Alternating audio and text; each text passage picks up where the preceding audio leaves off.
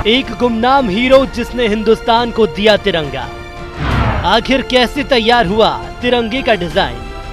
तिरंगे के डिजाइनर की अनसुनी दास्तान। तिरंगे के निर्माता को क्यों नहीं मिला उचित सम्मान? तिरंगे के निर्माता ने गरीबी और गुमनामी के अंधेरे में बिताई जिंदगी।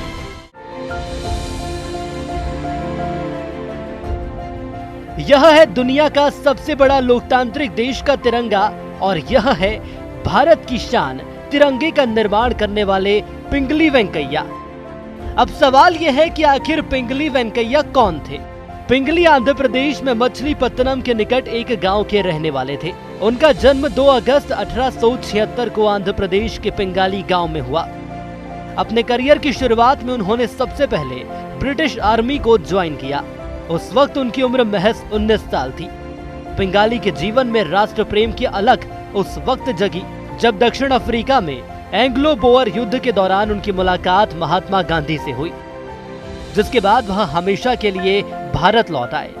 एक सामान्य मुलाकात से शुरू हुआ यह नाता 50 से अधिक वर्षों तक कायम रहा।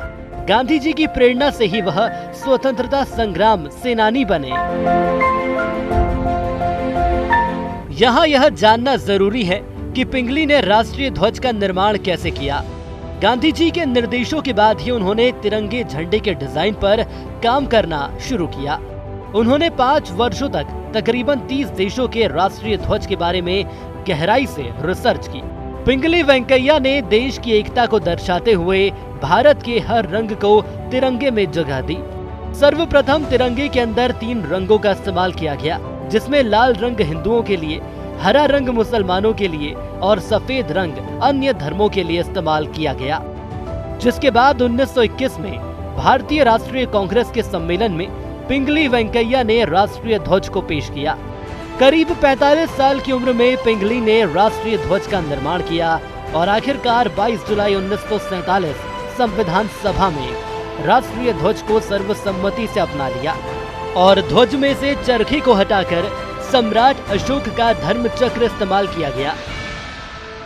संविधान सभा में राष्ट्रीय ध्वज के रूप में इसे अंगीकार किया, जिसके बाद यह तिरंगा झंडा भारत की आन बान और शान की नुमाइंदगी का ये प्रतीक बना।